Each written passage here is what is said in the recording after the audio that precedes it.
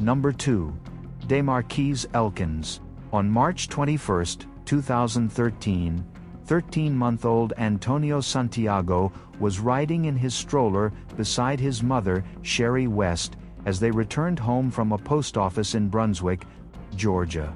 It was a routine moment, one that would end in an act of violence that drew national and international outrage. DeMarquise Elkins, who was 17 years old at the time, approached West during an attempted robbery.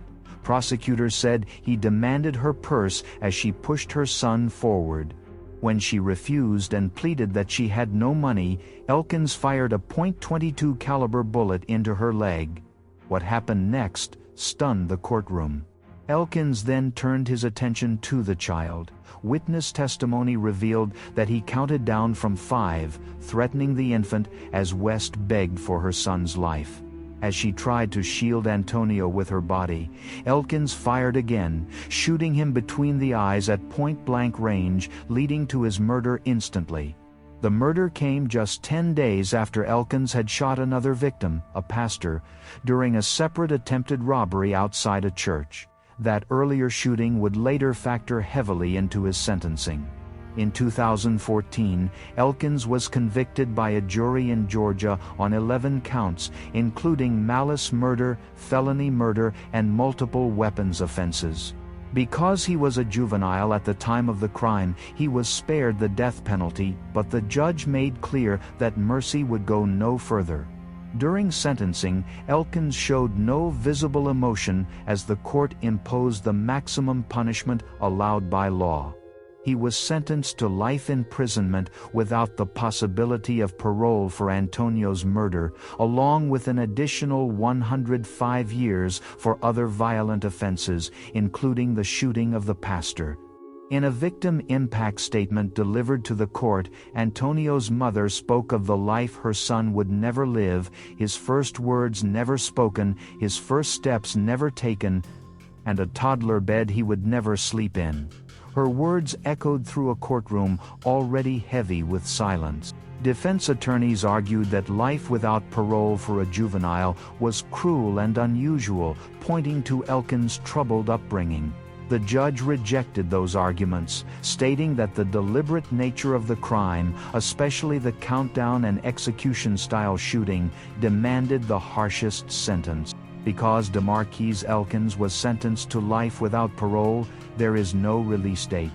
He will never be eligible for freedom, regardless of age, behavior, or time served. His sentence ensures that the teenager who brutally shot and murdered an innocent individual will grow old and have his last days on earth behind prison walls. At number 1, we have Gavin Seymour. A teenage decision that led to the death of an entire family and a sentence that reflected the weight of that tragedy. On the night of August 5, 2020, a fire ripped through a home in Denver's Green Valley Ranch neighborhood.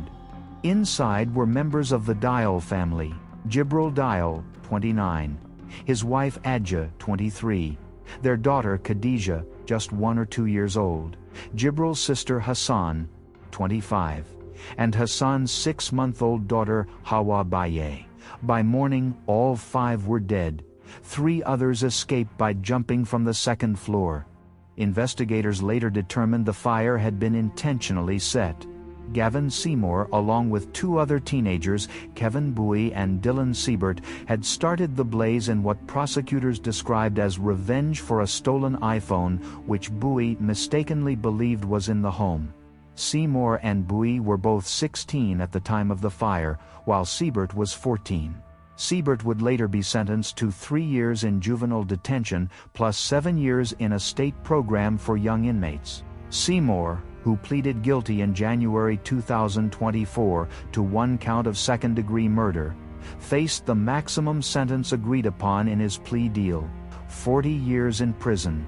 The case against Bowie, accused of being the ringleader, remains pending. During the sentencing hearing on March 15, 2024, Denver District Court Judge Karen Brody described the tragedy as incomprehensible. She emphasized the loss of innocent lives, calling the deaths a devastating blow to the community. Seymour stood in court and expressed remorse. "If I could go back and prevent all this, I would," he told the court. "There is not a moment that goes by that I don't feel extreme guilt and remorse for my actions. I want to say how truly sorry I am to the family members and community for all the harm I've done." After his speech, he was sentenced to 40 years in prison. Relatives of the victims expressed anger that the sentence did not feel sufficient for the loss of 5 lives. One, speaking through a translator from Senegal, said, "Even if you murder 5 sheep or goats, you should get a maximum sentence. This means there is no justice. There is no judging that the people who died are human beings." Gavin Seymour is now serving 40 years in a Colorado prison, the maximum term for the second-degree murder conviction he pleaded guilty to, and will be at least 56 years old before he can be released. Number 3. Axel Rudakubana. On July 29, 2024, a Taylor Swift-themed dance class was underway at the Heartspace studio in Southport, England. Inside the room were young girls laughing, crafting bracelets, and waiting for their parents to collect them. What followed would become one of the most shocking acts of youth violence in modern British history. Axel Rudakubana, who was 17 years old at the time, entered the studio armed with a kitchen knife measuring approximately 20 centimeters. Over the course of 12 minutes, he launched a frenzied and deliberate attack, stabbing children and adults as they tried to flee. 3 girls suffered fatal injuries: 6-year-old BB King, 7-year-old Elsie Stancombe, and 9-year-old Alice da Silva Aguiar. 10 others were seriously injured, including 2 adults who attempted to protect the children. Prosecutors told the court that some victims were attacked repeatedly with such force that bones were broken, and that Rudakubana chased children as they ran in terror. CCTV footage captured parts of the attack, and after his arrest, Rudakubana was recorded boasting about the killings. The court heard that he made unsolicited remarks expressing happiness about the deaths, statements that the judge later described as chilling evidence of his state of mind. Rudakubana pleaded guilty to 3 counts of murder, 10 counts of attempted murder, and possession of a knife and extremist material. Investigators also found materials connected to the production of ricin, including castor beans capable of producing thousands of lethal doses, though the toxin was never deployed. During sentencing at Liverpool Crown Court, Mr. Justice Julian Goose described the attack as ferocious, sadistic, and the most extreme, shocking, and serious crime. He stated that although Rudakubana could not receive a whole life order because he was 9 days short of his 18th birthday, the sentence imposed reflected the gravity of the harm caused. Rudakubana was sentenced to life imprisonment with a minimum term of 52 years, the longest minimum term ever imposed on someone under 18 in England and Wales. The judge told the court that release would only ever be possible if a parole board determined he no longer posed a danger, adding that it was likely he would never be released. The court also heard that Rudakubana had previously been known to authorities and had struggled with autism spectrum disorder and mental health difficulties, but the judge made clear that these factors did not diminish his responsibility for the deliberate decision to carry a knife and attack defenseless children. Because Axel Rudakubana was 17 years old at the time of the attack and received a minimum term of 52 years, he will be almost 70 years old before he is first eligible to be considered for release.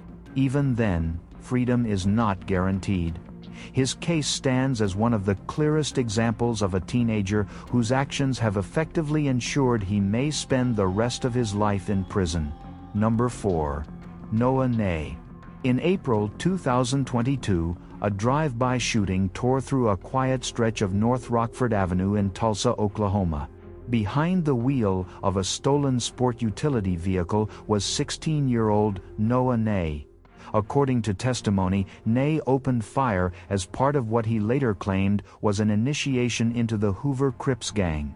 One of the bullets struck a 5-year-old girl in the shoulder. Prosecutors told the court that the bullet landed just inches higher and the child would have been murdered. She survived, but with serious injuries that would follow her long after the shooting faded from headlines. Ney was arrested and charged as an adult, facing 10 felony counts, including shooting with intent to murder, possession of a firearm, and possession. Prosecutors argued that this was not an isolated incident, presenting evidence of a long history of gang involvement, violent behavior, weapon possession, and assaults, dating back to Ney's middle school years. While awaiting sentencing, Ney again made headlines. In August 2023, he escaped from the Tulsa County Juvenile Justice Center, allegedly assaulting staff, damaging his cell, and jumping a fence to flee. He was recaptured 3 days later, reinforcing prosecutors' claims that he was resistant to treatment and posed a continued risk to the public. On October 23, 2023, a Tulsa County judge sentenced Noah Ney to more than 50 years in prison for all 10 charges. The court cited his escalating pattern of violence, repeated failures in juvenile intervention programs, and the sheer recklessness of the shooting that nearly murdered a young individual. As part of the sentence, Ney is eligible for a judicial review hearing after 5 years, where a judge may consider a reduction if he demonstrates meaningful reform. However, prosecutors emphasized that the original sentence reflected the severity of the crime and the danger he posed. Because Noah Ney was 16 years old at the time of sentencing and received a sentence of over 50 years, if the punishment stands, he would not be released until he is in his late 60s or older. Even with the possibility of review, his case places him among the youngest offenders facing the reality of growing old inside prison walls. Before we continue, kindly type RIP to the victims of these gruesome crimes. Number 5. Zidane Guy. On March 11, 2024, 13-year-old Zidane Guy walked into a Circle K convenience store on the north side of Marion, Indiana, armed with a firearm and intent on robbery. Inside the store was 24-year-old Byron Dennis Jr. What happened next would leave one man dead and a child facing nearly a lifetime behind bars. According to court records, Guy admitted that his goal was to steal the firearm Dennis had in his pocket. During the confrontation, Guy shot Dennis inside the store. After Dennis was fatally wounded, Guy took the firearm and fled. Surveillance footage captured the shooting and clearly identified Guy as the shooter. He was arrested shortly after the killing. Dennis was pronounced dead from the gunshot wound. Investigators described the incident as a robbery attempt that escalated instantly into murder. The case shocked the community, not only because of the violence, but because of the shooter's age.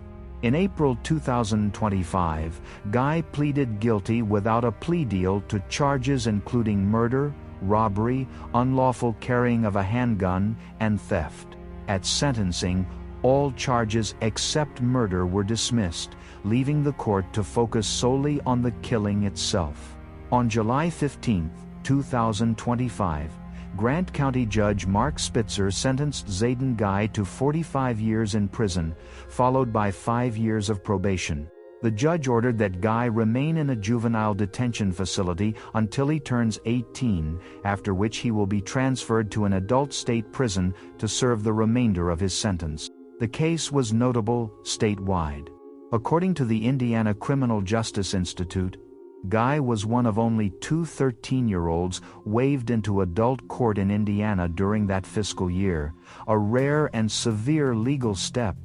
Because Zidane Guy was 13 years old at the time of the crime and received a 45-year sentence, he will not complete his prison term until he is approximately 58 years old. Assuming he serves the full sentence, that means he will spend his entire youth, adulthood, and most of his middle age behind bars, emerging decades later into a world completely changed. Number 6. Hassan Santamu. On the morning of September 27, 2023, 15-year-old Eliane Andam was attacked with a knife to death outside the Whitgift Centre in Croydon, South London, during a dispute that began over something seemingly trivial: a teddy bear. The person responsible was Hassan Santamu, who was 17 years old at the time. The attack unfolded in broad daylight and was captured on CCTV. Santamu had arranged to meet his ex-girlfriend to exchange personal belongings. Eliane was there to support her friend. When a disagreement broke out over the missing teddy bear, Eliane intervened. Moments later she ran off with a bag of clothes, laughing, unaware of what would follow. Santamu chased her down, while armed with a kitchen knife he had brought with him in advance. He attacked Eliane repeatedly as she lay on the ground, begging for mercy. She suffered fatal injuries and was pronounced dead less than an hour later. Emergency services arrived, but nothing could be done to save her. At trial, the court heard that Santamu had a history of violent behavior, including previous police cautions for carrying a knife and threatening behavior toward a foster carer. The prosecution argued that this was not a momentary loss of control but a deliberate act, driven by anger and a conscious decision to carry a weapon. Santamu admitted to manslaughter, claiming diminished responsibility due to autism. However, the jury rejected this argument. The judge ruled that his actions were motivated by a short temper and aggressive tendencies, not impaired understanding. He was found guilty of murder and also received a concurrent life sentence for illegal possession of a knife. Eliane's family described her as vibrant, creative, and full of life, a teenager with dreams of becoming a human rights lawyer. Her mother told the court that Eliane's death had left a deafening silence in their home. Despite the life sentence, the family expressed deep disappointment with the minimum term, saying they felt abandoned and unheard, and that the punishment did not reflect the brutality of the crime. Hassan Santamu was sentenced to life imprisonment with a minimum term of 23 years. Because he was 17 years old at the time of the murder, this means he will not even be eligible to apply for parole until he is approximately 40 years old. Even then, release is not guaranteed. Under United Kingdom law, a life sentence means Santamu will remain under supervision for the rest of his life, whether inside prison or, if ever released, outside it. Number 7. Damon Kemp. On December 7, 2018, in Daytona Beach, Florida, Damon Kemp, then 19 years old, fatally shot his former roommates, Trey Ingram and Jordan Payton, both 19, inside apartment 434 at the Jade Park apartment homes. The victims were found near the door of the apartment, each riddled with bullets as if they had been trying desperately to escape. Ingram had previously allowed Kemp to stay in the apartment, but Kemp had been asked to leave. Prosecutors stated that Kemp returned armed and intent on violence. Ingram was shot 4 times, while Payton was shot 6 times, according to court testimony. Kemp was arrested the following day after being involved in an unrelated armed home invasion at the same apartment complex. During that arrest, he reportedly told officers that he murdered his friends. Investigators later recovered a .40 caliber Glock handgun and an empty extended magazine, evidence that would become central to the case. After years of pretrial detention, Kemp's case finally went before a jury. In May of 2023, he was found guilty of 2 counts of second-degree murder and armed burglary of an occupied dwelling with assault or battery. Kemp did not testify during the trial but addressed the court during sentencing, maintaining that he had never been violent and asking for leniency. In August of 2023, Circuit Judge Leah Case rejected the defense's request for a lesser sentence. Citing the brutality of the crime and the lack of credible evidence supporting insanity or diminished capacity, the judge sentenced Kemp to 3 consecutive life terms in prison.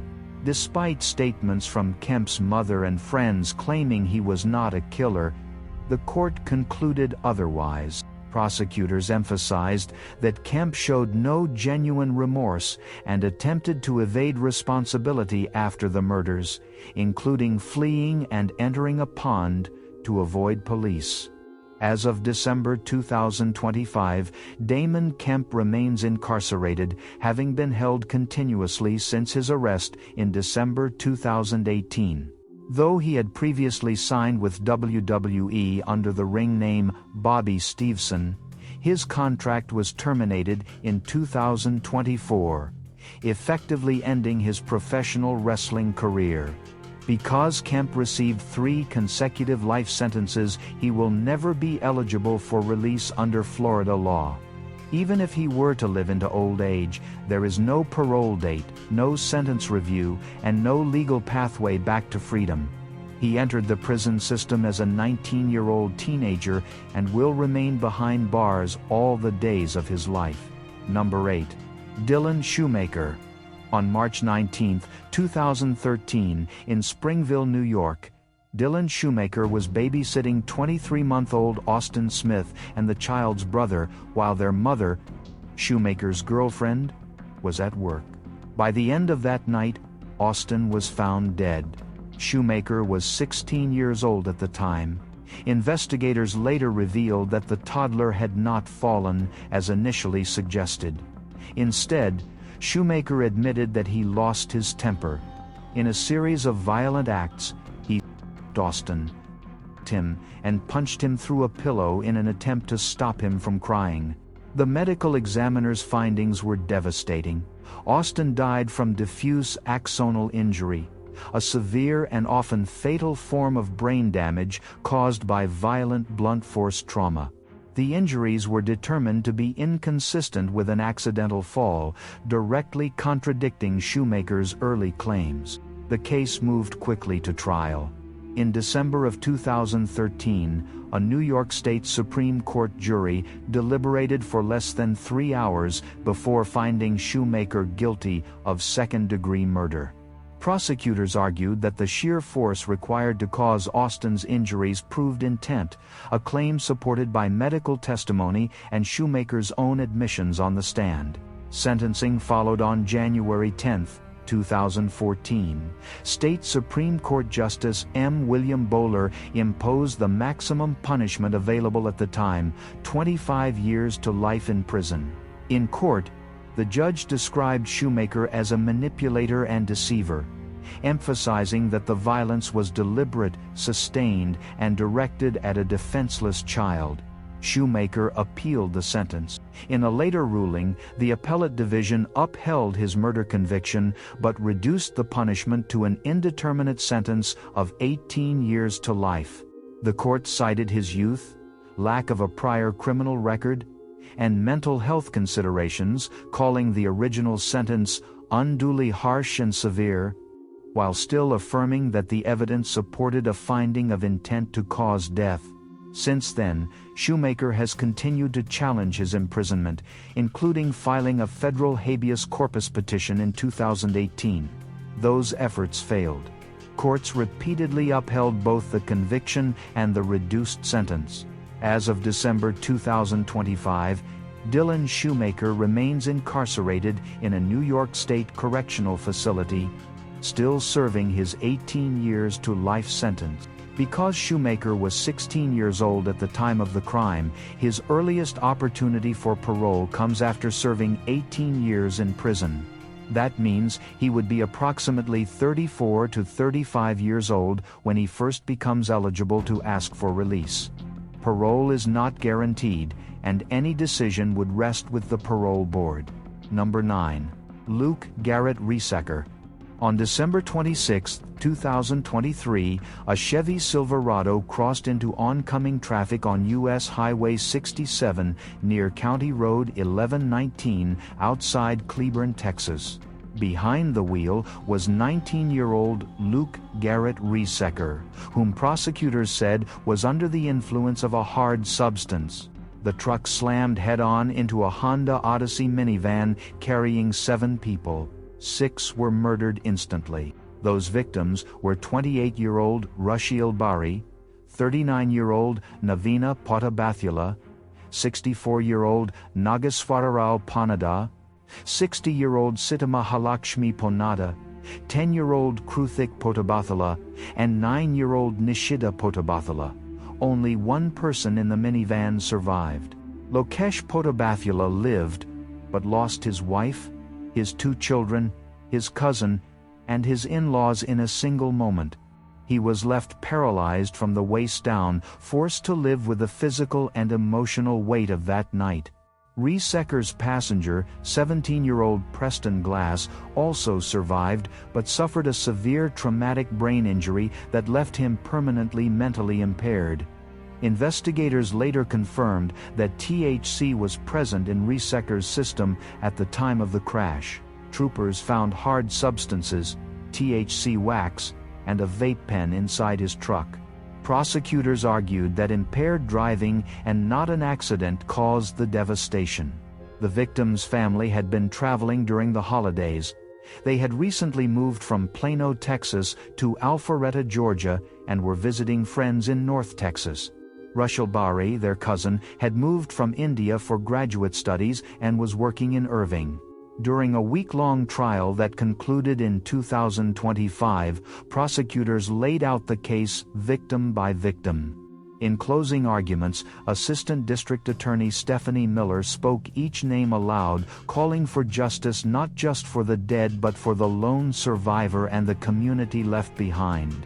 The jury agreed, and Reseker was convicted and sentenced to 65 years in the Texas Department of Criminal Justice, stemming from 6 counts of intoxication, manslaughter, and additional assault charges. Prosecutors described the case as one of the most emotionally difficult they had handled. While Reseker's exact age was not specified in court records made public, the length of the sentence means this: if he serves the full 65 years, he will be an elderly man, well past the prime of life, before ever seeing freedom again, if he lives that long. Number 10. Jadarius Snipes. Jadarius Snipes was just 16 years old when a robbery attempt turned deadly in Phoenix City, Alabama. On the night of December 12, 2023, 23-year-old Ryan Bowles had just left a local Chamber of Commerce Christmas party. Moments later, he was found shot inside his vehicle in the back parking lot of a Synovus bank. He would not survive. Prosecutors said the shooting occurred during an attempted robbery involving multiple teenagers. Although Snipes was not the one who fired the fatal shot, the state argued he was a willing participant in an earlier armed robbery that same night, and played a key role in the robbery attempt that led to Bowles's death. Under Alabama's felony murder and accomplice laws, that made him criminally responsible for the killing. The actual shooter was 13 years old at the time. Because of his age, he was not tried as an adult and ultimately received 7 years in juvenile detention. Snipes, however, was tried as an adult. Evidence presented at trial included testimony that Snipes was wearing a black Reebok hoodie during the crime, an item police were never able to recover. Prosecutors also pointed to a photo Snipes posted the day after the killing, showing him holding a and making signs alongside younger boys. They argued it demonstrated a mindset inconsistent with remorse. Snipes rejected a 30-year plea deal, choosing instead to go to trial. A jury later found him guilty of felony murder and first-degree robbery. During sentencing on November 21, 2025, Russell County Circuit Judge Zach Collins handed down a sentence of 45 years in prison for felony murder and 20 years for robbery, to be served concurrently. Snipes was also fined $25,000 for the murder conviction and $5,000 for the robbery. In court, Snipes apologized to the Bowles family. His defense attorney asked for leniency, emphasizing that Snipes was only 16 at the time of the crime and was not the gunman. The judge rejected that argument, stating that the real unfairness was that the younger shooter was not the one standing before the court. Tensions ran high during the hearing. Snipes' mother was briefly held in contempt and handcuffed after leaving the courtroom before the prosecution completed its sentencing recommendation. At the time of sentencing, Jadarius Snipes was 18 years old. If he serves the full 45-year sentence, he will be approximately 63 years old before his release. While he is technically eligible for parole at some point in the future, prosecutors and the victim's family have stated they will strongly oppose any early release. Number 11. Gregory Ramos. Gregory Ramos was only 15 years old when, on Friday, November 2, 2018, he choked his mother, Gail Clevenger, after an argument over his school grades. In a shocking act, he enlisted the help of two friends, Dylan Seglerek and Brian Porras, to stage a burglary and cover up the crime. Ramos, who had been a Boy Scout and an Orange City police explorer, attacked his mother, murdering her. He then drove his mother's body to the River City Church, used belt straps to drag her to the fire pit, and afterward buried her in a shallow grave. The next morning, he enlisted Porras and Cheglarek to help stage the home burglary, throwing drawers open, smashing items, and covering up evidence. Investigators quickly grew suspicious, and the two friends ultimately led authorities to the burial site. Ramos was arrested, and he eventually pleaded guilty to first-degree murder, abuse of a dead body, and tampering with evidence. During his sentencing hearing on Friday, January 22, 2021, he expressed deep remorse, apologizing to his family for the irreversible harm he had caused. The judge sentenced him to 45 years in state prison, with the sentence subject to review after 25 years, and ordered lifetime probation upon his eventual release. Ramos's grandmother, who is 84 years old, was allowed to see him face to face for the first time since his incarceration, offering prayers and her unwavering support. The two friends involved in the cover-up received lesser sentences. Brian Porras, who was 17 at the time, was sentenced to 364 days in county jail and 14 years of probation, while Dylan Seglerek received 10 years of probation after pleading no contest to charges of accessory after the fact.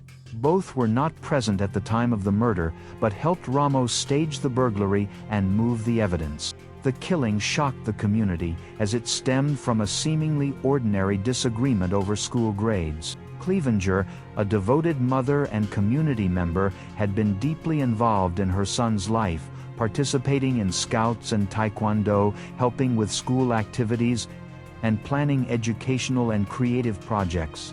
Her family described her as loving, proud, and always supportive.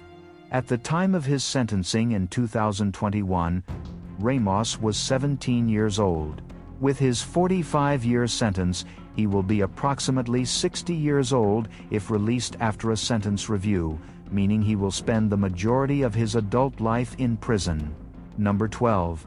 Hassan Santamu. Hassan Santamu was 20 years old at the time of the incident on Tuesday, March 29, 2022, when he fatally shot 19-year-old Isaiah Arellano and critically injured a 16-year-old boy outside a home on South La Salle Drive in Abilene, Texas.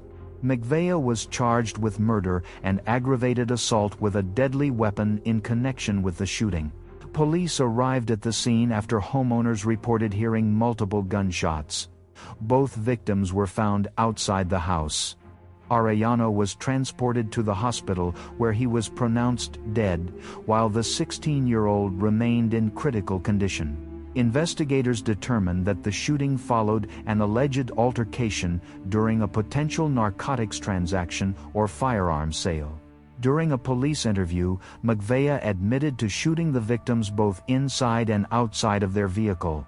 After a trial that lasted more than a week, Marcveigh was found guilty of murder and in 2025 was sentenced to 45 years in prison. The judge emphasized the severity of taking a young life and the lasting impact on the surviving victim.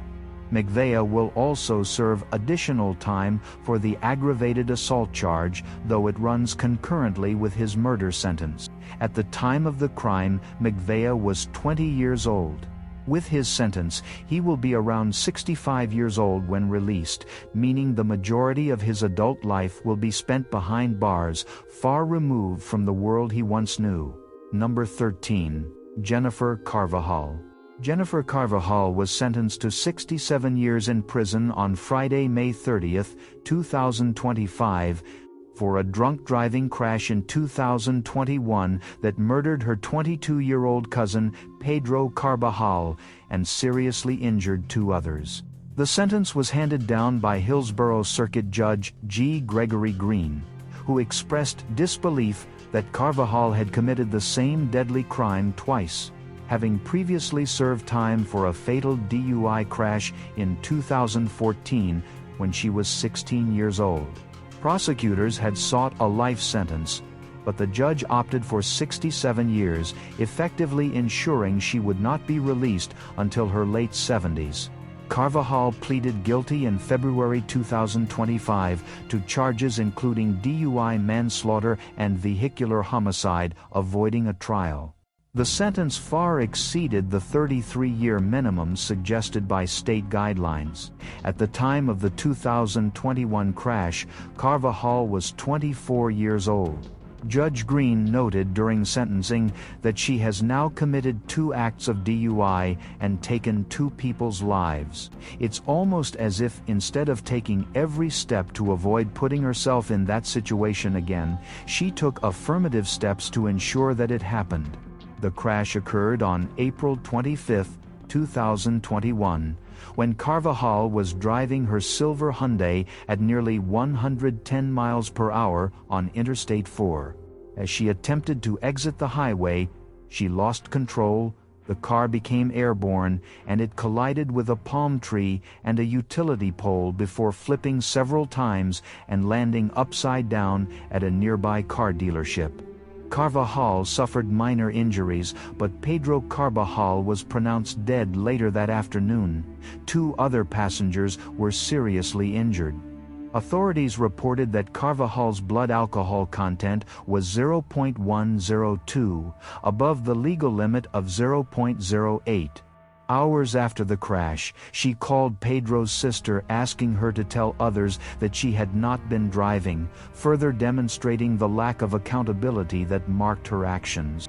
Her previous fatal crash in 2014 led to the death of a 52-year-old man. She had served 4 years in prison and was on probation at the time of the second fatal incident.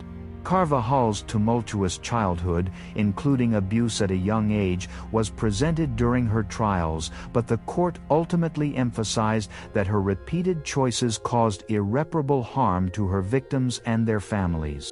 During her sentencing, Carvajal quietly addressed the court. Family members of Pedro Carvajal described the immense void left in their lives, highlighting the long-lasting consequences of her actions.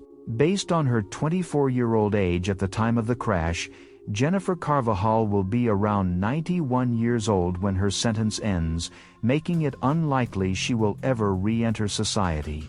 Number 14. Christopher Atkins. Christopher Atkins, who was 12 years old at the time, was sentenced to 40 years in prison on July 22, 2025.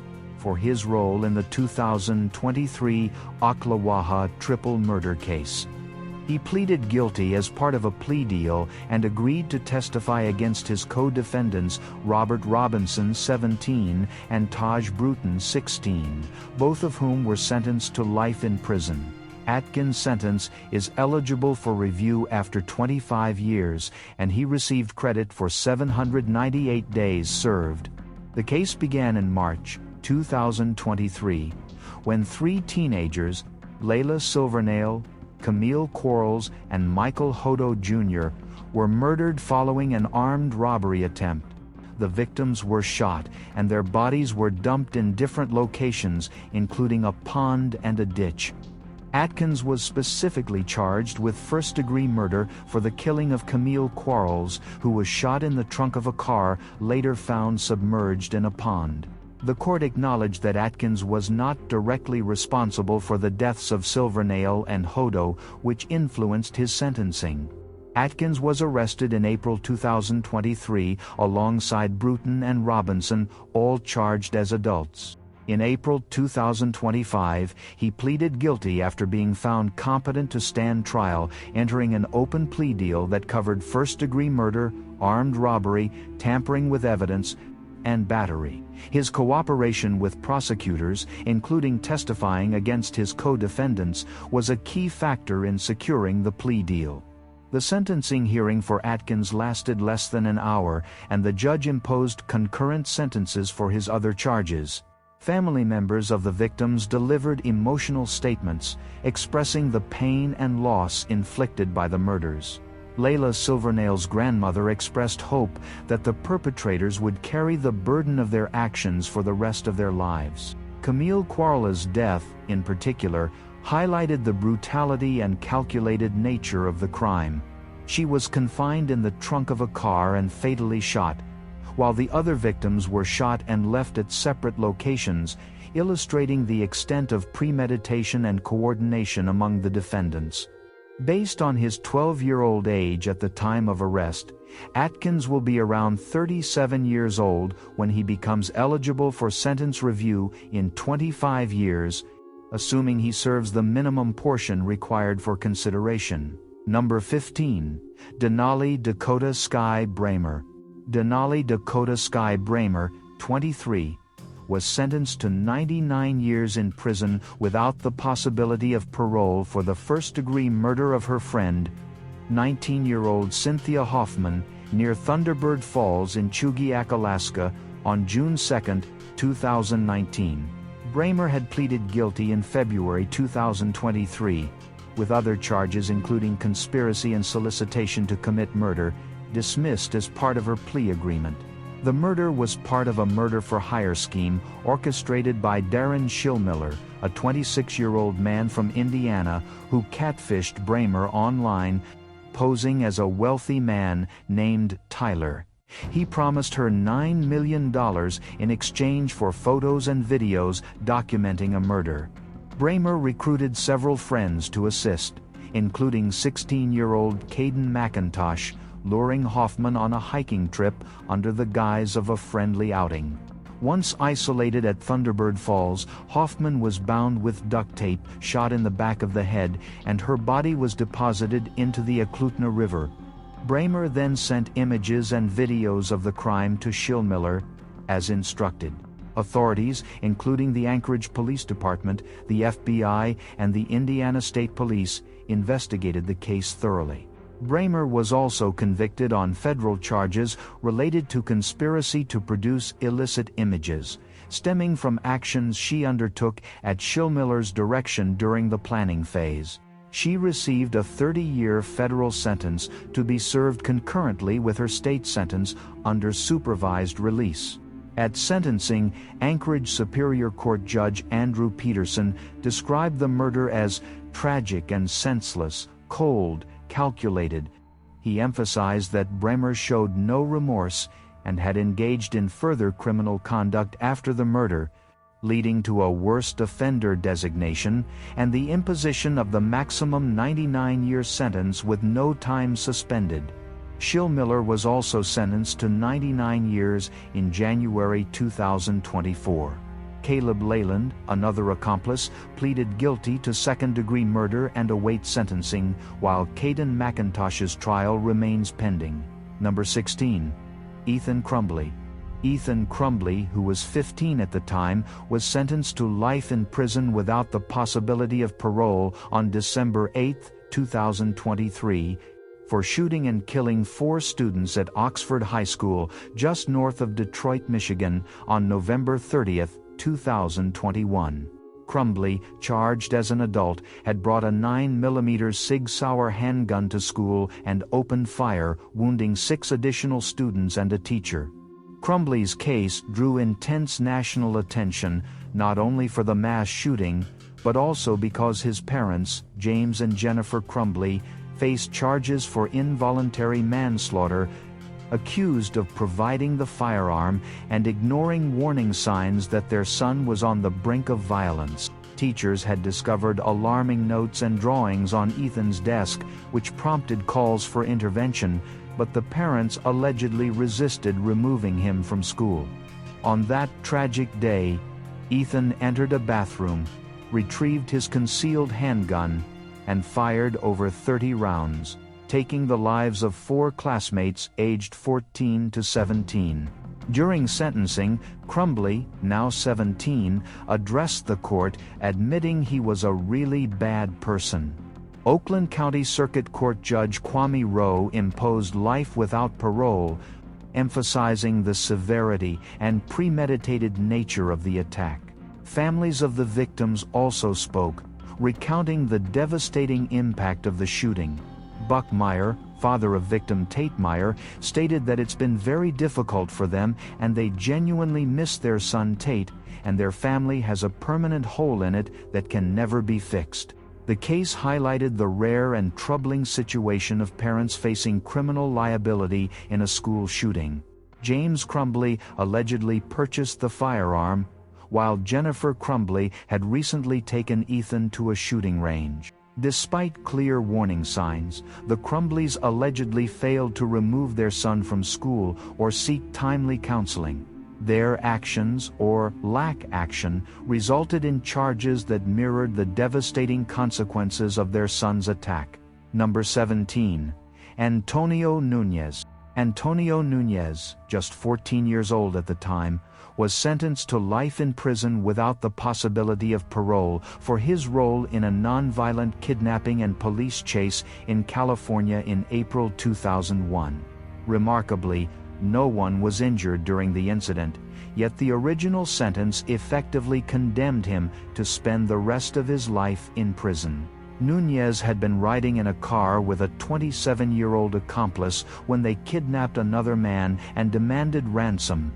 Convicted of aggravated kidnapping and attempted murder of police officers, the case drew immediate attention because of the extreme nature of his sentence. The Equal Justice Initiative challenged the ruling, arguing that sentencing a child to life without parole for a non-homicide offense was unconstitutional under the Eighth Amendment and violated the California Constitution. After years of legal appeals, the California Court of Appeals struck down the original sentence in April 2009, ruling it unconstitutional. Nunez was subsequently resentenced, receiving 5 consecutive life terms with the possibility of parole after serving 175 years, a sentence so long that it remained the practical equivalent of life without parole. Number 18. Colin Jeffrey C.J. Haney. On January 17, 2020, in Grantsville, Utah, 16-year-old Colin Jeffrey Haney, known as C.J., committed one of the deadliest mass shootings in the state's recent history. In a single day, Haney shot and murdered his mother and 3 of his siblings and severely injured his father, in a familicide that shocked the community. This was Grantsville's first homicide in nearly 20 years and the deadliest mass shooting in Utah since the 2007 Trolley Square shooting. The tragedy unfolded over several hours. Police reports indicate that Haney shot his mother and 12-year-old sister at around 1 o'clock in the afternoon, targeting them in their heads and upper bodies. He then waited for the remaining family members to arrive home. When his 15-year-old sister returned between 2 and 5 in the afternoon, she too was shot multiple times, sustaining 5 gunshot wounds. His 14-year-old brother arrived home around 5:17 and was shot once in the body also. When his father returned at approximately 6:15, Haney shot him in the leg, but the father survived, wrestled away the weapon, and was told by his son that he intended to murder everyone in the house except himself. An older brother, away at Utah Valley University, escaped the carnage entirely. Legally, Haney was charged as an adult in the 3rd District Court with 4 counts of aggravated murder, 1 count of attempted aggravated murder, and 5 counts of illegal discharge of a firearm. During his initial appearance, he was ordered to remain in juvenile detention with bail set at $4 million, and a public defender was appointed for him. Because Haney was a juvenile at the time of the murders, he could not receive the death penalty or a sentence of life without the possibility of parole. Instead, he faced a minimum of 25 years and a maximum of life in prison with parole eligibility. On July 19, 2022, Haney pleaded guilty to the shooting. A year later, on July 12, 2023, he was sentenced to 5 consecutive sentences of 25 years to life, with 4 of those to be served consecutively. The structure of his sentence ensures that Haney will spend decades behind bars, only becoming eligible for parole after many years, long after he would have reached middle age. Number 19. Raymond Childs. On January 24, 2021, the city of Indianapolis, Indiana, would witness a tragedy that would leave 6 family members dead and 1 left to tell the story. Raymond Ronald Lee Childs, just 17 years old, entered his family's home following an argument, reportedly over returning home past curfew. That night, Childs would commit an act of violence so devastating that it shocked the entire community. Inside the home, Childs shot 6 relatives to death. The victims included his father, Raymond Childs Jr., his stepmother, Kezzie Childs, his older brother, Elijah Childs, his younger sister, Rita Childs, his brother's girlfriend, Kiara Hawkins, and the couple's child, Chaos Hawkins. A 15-year-old sibling survived, sustaining gunshot wounds but managing to alert authorities, ultimately saving what remained of the family. Childs fled the scene but was arrested the following day at a relative's residence. Law enforcement recovered the firearm used in the killings within hours of the incident, provided by extended family members. The weapon became a crucial piece of evidence in building the case against him. He was formally charged with 6 counts of murder, 1 count of attempted murder, and unlawful possession of a handgun. Childs' first trial, held in July 2024, ended in a mistrial due to disruptions in the courtroom. A retrial in October 2024 resulted in a guilty verdict on all counts after a 5-day jury trial, leaving no question of his responsibility for the killings. On March 10, 2025, Marion County judge handed down an unprecedented sentence, 360 years in prison, comprised of consecutive life-equivalent terms for each murder, along with additional penalties for the attempted murder and weapons charges. This sentence ensures that Childs will never walk free, effectively keeping him behind bars for the entirety of his life. Number 20. Aiden Fucci. On the morning of May 9, 2021, the Bailey family was preparing to celebrate Mother's Day, but the day would take a dark turn. When one of Bailey's siblings went to her room to call her downstairs, Tristan Bailey was nowhere to be found. After a brief search, her mother, Stacy Bailey, called 911 to report her missing. Investigators soon uncovered a horrifying chain of events. That early morning, Aiden Fucci, a 16-year-old classmate, had convinced Bailey to leave her home under the pretense of visiting a friend. Surveillance cameras recorded Fucci and Bailey walking through their neighborhood, and shortly after, a figure was seen running away carrying a pair of white shoes, the weapon of a crime about to unfold. By 6 in the evening, a resident walking through a wooded area discovered Tristan Bailey's body near a retention pond. She had suffered 114 stab wounds, 49 of them defensive, indicating that she had tried desperately to fend off her attacker. The word karma was written on her left ankle and a smiley face on her right, a haunting detail investigators could not immediately explain. A broken buck knife with a missing tip found nearby matched a fragment embedded in Bailey's head. Fucci was arrested shortly after. Initially charged with second-degree murder, the charges were later upgraded to first-degree murder, After investigators collected evidence, including witness testimony and social media messages, showing premeditation, court documents revealed that Fuchi had told friends he was planning a murder and instructed them to expect it within the month. From the outset, Fuchi's behavior raised alarms.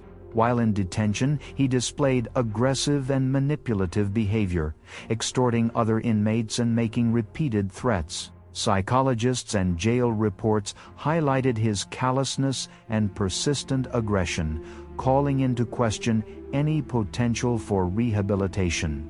Fuchi's trial, originally set for 2022, was delayed multiple times due to procedural issues and motions filed by his attorney. Ultimately, he pleaded guilty to first-degree murder in February of 2023, admitting to murdering Tristan Bailey. During the hearing, he apologized to Bailey's family and his own. Sentencing began on March 24, 2023. A clinical psychologist testified about Fuchi's inability to demonstrate remorse and the calculated brutality of his actions. During impact statements, Bailey's family recounted the devastation caused by her death, including a symbolic gesture in which 114 aquastone hearts were dropped into a jar representing each stab wound she endured. The judge described the case as the most difficult and shocking of his career. He emphasized that Fuchi's actions were deliberate, cold, and without motive, stating, "There was no reason. There was no purpose. It was done for no other reason than to satisfy this defendant's internal desire to feel what it was like to murder someone." Ultimately, Fuchi was sentenced to life in prison. Under juvenile sentencing laws, he is ineligible for the death penalty. After 25 years, he will be eligible to apply for a case review hearing, meaning that the earliest he could even begin the process for reconsideration of his sentence would be at age 41. Number 21, Jalen Prince. In September of 2024, at Joppatown High School in Maryland, a violent act would shock the community. Jalen Prince was just 16 years old when he fatally shot his classmate Warren Grant inside a school bathroom. The incident began when Prince brought a loaded ghost firearm to school in his backpack. According to prosecutors, the weapon was intended for use, and moments later, Grant was shot. Prince fled the scene immediately afterward, and the was never recovered. During the trial, Prince testified that the shooting was accidental, claiming fear during an argument over a girl had caused him to pull the trigger. Prosecutors presented a video showing Prince threatening to Grant multiple times and eyewitness accounts of him taking the out of his backpack before firing. The evidence painted a picture of deliberate and repeated threats escalating to deadly violence. Court records revealed a troubling history. Harford County Public School officials documented dozens of incidents involving Prince, including threats toward teachers, physical attacks on peers, and continuous verbal abuse. Psychologists later assessed him as an extremely high risk for future violence, highlighting concerns about his potential for continued aggression. In May of 2025, a jury found Prince guilty of first-degree murder and related criminal charges. The case moved to sentencing in October of 2025, when the judge imposed life in prison plus an additional 20 years, with all but 80 years suspended. Due to Maryland's laws regarding juvenile offenders, Prince could not be sentenced to life without parole. Under current guidelines, he will not be eligible for parole until at least half of his sentence is served, meaning he will remain incarcerated for decades before any possibility of release. Number 22. Mackenzie Shirilla. In the early hours of July 31, 2022, Mackenzie Shirilla, 17 at the time, intentionally crashed her Toyota Camry into a brick wall in Strongsville, Ohio, killing her boyfriend Dominic Russo, 20, and his friend Davion Flanagan, 19. The crash occurred around 5:30 a.m., with Shirilla driving at speeds exceeding 100 miles per hour along the relatively empty streets near Progress and Alameda Drives. Earlier that night, Shirilla, Russo and Flanagan had attended multiple social events, including a graduation party and a friend's house, where they listened to music and smoked hard substances. CCTV footage captured Shirilla's vehicle turning slowly at an intersection before accelerating without headlights, ultimately slamming into a building, splitting the car in two. First responders arrived approximately 45 minutes later, finding Russo and Flanagan dead and Shirilla unconscious, trapped inside the wreckage, with her foot still on the accelerator. She suffered multiple bone fractures and was airlifted to a hospital where she underwent several surgeries. Authorities discovered some hard substances and a digital scale in her possession, but mechanical inspections confirmed the vehicle was fully operational, leading investigators to conclude that the crash was intentional. Police later determined that Shirilla had been planning the crash as a murder self-hurt attempt, driven by fear that Russo would break up with her. GPS data revealed she had visited an industrial area days before the crash, suggesting preparation for the act. On November 4, 2022, Shirilla was arrested after her discharge from the hospital and charged with 17 offenses, including 2 counts of aggravated murder. In a bench trial, Judge Nancy Margaret Russo found Shirilla guilty of felonious assault, murder, aggravated vehicular homicide, and possession of criminal tools. Prosecutors cited her lack of remorse and her social media posts showing her dancing and mocking the victims as evidence of premeditation. During sentencing on August 21, 2023, family members of the victims addressed the court.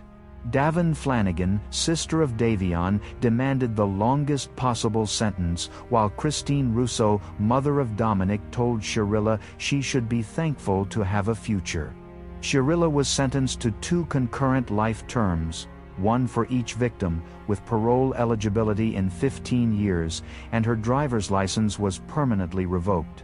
Appeals filed by her legal team were denied.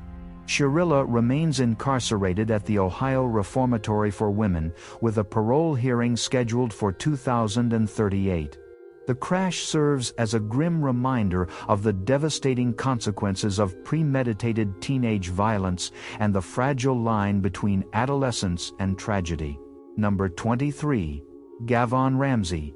On the morning of April 9, 2018, officers with the Wadsworth Police Department received a call from the family of Margaret Douglas, a 98-year-old woman living alone. Concerned after not hearing from her for several days, the family requested a wellness check. Upon arriving, officers failed to locate Douglas, prompting a preliminary search. Later that evening, her nephew, Howard Leisure, discovered a chilling scene in Douglas's closet. What he initially thought were just shoes under a pile of clothes turned out to be Margaret Douglas herself, lifeless and hidden away. Her clothing was disheveled, and trauma indicated she had been strangled. Investigators later uncovered evidence of assault after death, including photographs and videos, and concluded that Douglas had been targeted deliberately. Police quickly traced the crime back to Gavon Ramsey, who was 17 at the time. Ramsey had entered Douglas's home through an unlocked door, filmed her sleeping, and ultimately strangled her to death.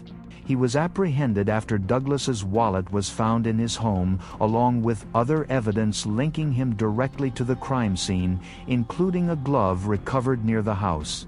Ramsey's disturbing behavior revealed a level of premeditation and depravity that shocked investigators. His journal contained writings about serial killers, fantasies involving murder and assault, and his actions demonstrated that he had selected Douglas specifically as a victim. During questioning, Ramsey admitted to entering the home for the adrenaline rush, recording Douglas and then choking her once she woke. During his trial as an adult, Ramsey's mother testified about his history of counseling and prescribed medication, claiming it had affected his behavior. However, the court found him irreparably corrupt and a danger to society. At 17 years old, Ramsey was convicted of aggravated murder and other charges. Medina County Common Pleas Judge Joyce Kimbler sentenced him to life in prison without the possibility of parole, describing him as unfit to ever re-enter society. Number 24. Jesus Ayala and Jazamir Keys. In August 2023, in Las Vegas, Nevada, retired California Police Chief Andreas Andy Probst, aged 64, was riding his bicycle through the Centennial Hills neighborhood when he was intentionally struck and murdered with a stolen vehicle. The attack was not an accident. It was recorded on video. The vehicle was driven by Jesus Ayala, who was 17 years old at the time, with Jazamir Keys, then 16, sitting in the passenger seat and filming the moment Probst was hit. Investigators later confirmed the pair deliberately targeted bicyclists that morning. A second victim, a man in his 70s, was also struck but survived. Authorities described the incident as part of a violent crime spree involving multiple stolen vehicles. Initially treated as a hit-and-run, the case escalated after the video began circulating among students and eventually reached the police. Prosecutors charged both teenagers with second-degree murder and related offenses. Ayala entered a plea agreement that included an Alford plea on one battery charge, acknowledging the prosecution had sufficient evidence without formally admitting guilt. Sentencing took place in December 2025 before Clark County District Court Judge Jacqueline Bluth. Ayala, now 20 years old, was sentenced to 20 years to life in prison. Keys, now 18, received a sentence of 18 years to life. Under Nevada law, because both were juveniles at the time of the crime, each will become eligible for parole after serving 20 years. Judge Bluth condemned their actions, stating the crime was so much more than a joyride, emphasizing how the violence escalated and left irreversible damage. Crystal Probst, the victim's widow, told the court her world was not shaken or damaged, but destroyed, describing a life she no longer recognized after her husband's life was taken.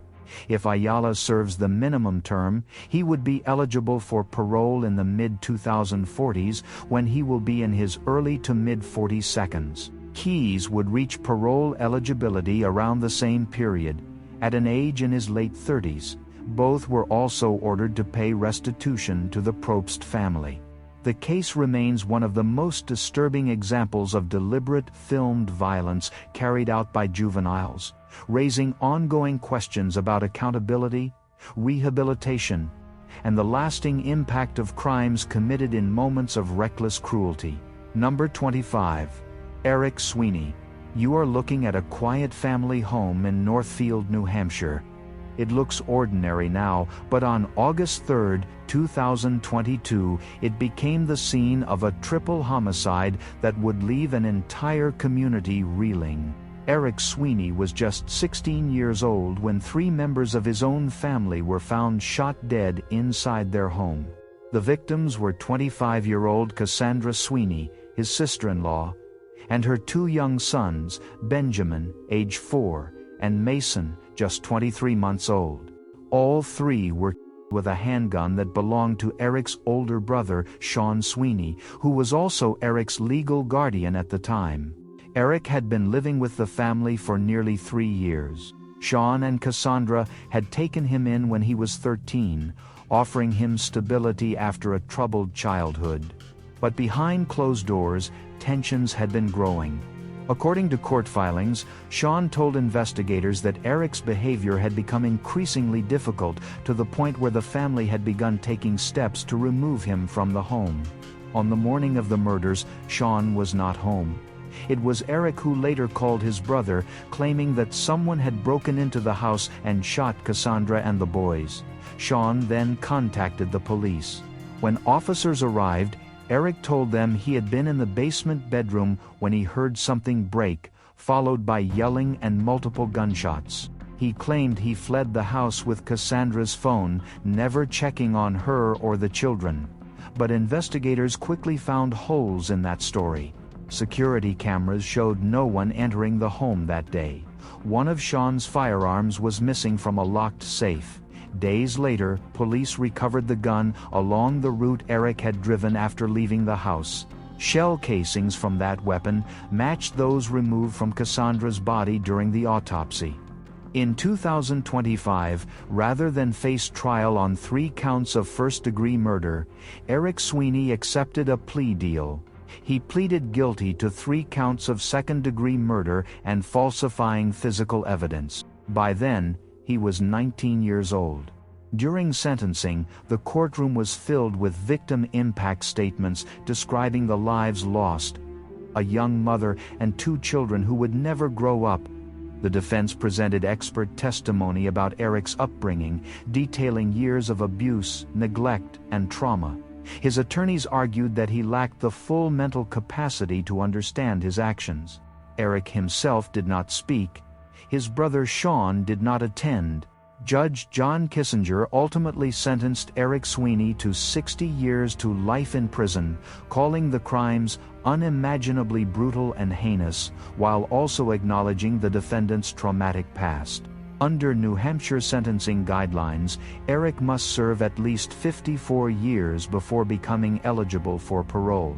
That means he will be around 70 years old before he ever has a chance at release, and parole is not guaranteed. Eligibility depends on strict educational benchmarks and decades of good behavior behind bars. Thank you for watching. Check out these other interesting clips from the channel, and be sure to subscribe and ring the bell to be notified about our latest videos.